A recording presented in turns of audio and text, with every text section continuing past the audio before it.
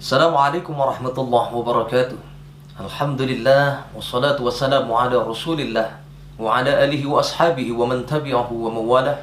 La khawla wa la quwata illa billah, amma ba'du wa ba'du tahiyah. Saudara-saudaraku yang dirahmati Allah Subhanahu wa taala. Salah satu sikap yang sangat dianjurkan oleh Rasulullah, bahkan sikap ini langsung dicontohkan oleh Rasulullah sallallahu alaihi wasallam, yaitu menanamkan sikap sabar pada diri kita. Sebab Rasulullah, salah satu keberhasilan beliau dalam berdakwah adalah menanamkan sikap sabar pada dirinya. Bagaimana Rasulullah dihina, dicaci maki, namun tetap dalam keadaan sabar. Dan sabar Rasulullah inilah yang membuat Rasulullah akhirnya berhasil dalam dakwahnya, dan Islam berkembang pesat sampai saat ini. Kan Rasulullah menyampaikan wasabru salasah. Sabar itu terbagi menjadi 3. Yang pertama adalah wasabru 'alal musibah. Sabar ketika kita mendapatkan musibah dari Allah.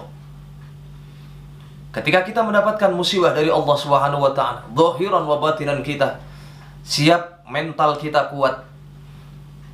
Dan Allah Subhanahu wa taala menyampaikan dalam surah Al-Baqarah ayat 155, "Walanabluwannakum bisyai'in minal khauf wal ju' wa naqsin minal amwal wal anfusi was samarat wa basyyiris sabirin alladzina idza asabathum musibah qalu inna lillahi wa inna ilaihi raji'un."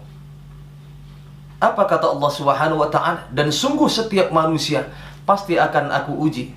Yang pertama al-khauf, dengan rasa takut, wal ju' dengan kelaparan, wa naqsim minal amwal, kekurangan harta, wal anfus, jiwa yang diguncang, wat thamarat, kekurangan buah, gagal panen, hasil buminya semuanya gagal. Itu termasuk adalah ujian dari Allah yang Allah sampaikan dalam surah Al-Baqarah ini. Dan itu artinya setiap manusia pasti akan mendapatkan ujian dari Allah.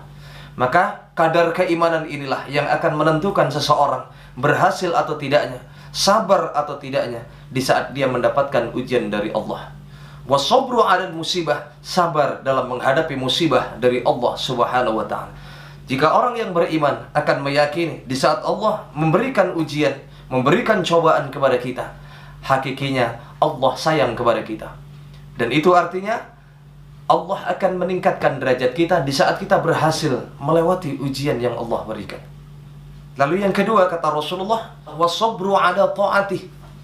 Sabar dalam ketaatan kepada perintah Allah Subhanahu wa taala. Kenapa Rasulullah menyampaikan sabar dalam ketaatan? Sebab hati-hati saudaraku yang dimuliakan Allah. Ketika manusia menuju ketaatan kepada Allah, ketika manusia akan menegakkan nilai-nilai kebaikan yang Allah perintahkan, disitulah ujian begitu berat terjadi. Ujian begitu datang bertubi-tubi, menggagalkan amal ibadah kita agar kita jauh dari nilai-nilai yang diridhai oleh Allah Subhanahu wa taala. Wasabru 'ala ta'atih, sabar dalam menanamkan ketaatan kita kepada Allah Subhanahu wa taala. Semua perintah-perintah Allah artinya tidak ada yang memberatkan bagi kita. Allah tahu kadar kemampuan kita. Perintah Allah tidak akan pernah memberatkan hambanya dalam melaksanakan perintah-perintahnya. Maka dari itu, taat kepada perintah Allah ini pun yang akan menjadikan seseorang meningkat derajat keimanannya menuju ketakwaan kepada Allah Subhanahu wa taala. Kemudian yang ketiga, wasabru 'alal ma'siyat. Sabar ketika kita melihat kemaksiatan di tengah-tengah kita. Bagaimana cara kita merubah kemaksiatan sedemikian rupa yang bisa kita kerjakan dan yang bisa kita lakukan? Sebagaimana Rasulullah menyampaikan, "Mara'a minkumul munkaran falyughayyir bil yad." Kalau kalian melihat kemungkaran, maka rubahlah kemungkaran itu dengan tangan kalian, atau dengan kekuatan yang kalian miliki, atau dengan kekuasaan yang kalian miliki. Artinya bagaimana kita melihat kemungkaran? Apa yang kita miliki saat ini menjadi sarana kita untuk merubah kemaksiatan. Kita diberikan jabatan oleh Allah, kita menjadi RT, menjadi RW. Ketika kita melihat kemaksiatan ada di lingkungan kita, maka rubahlah kemaksiatan itu dengan pangkat yang kita miliki. Sebab kita punya kekuasaan, kita punya hak untuk menghindarkan lingkungan kita dari kemaksiatan. Fa illam tastati' fa bilisan.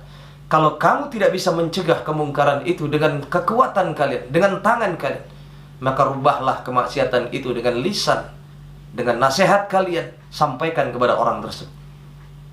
Jika tidak mampu juga, falyughayyir bil qalb, maka kalau ketika kalian melihat kemaksiatan, melihat kemungkaran, maka paling tidak rubahlah itu dengan hati kalian. Wadzalika adhaful iman, yang demikian itu termasuk selemah-lemahnya iman.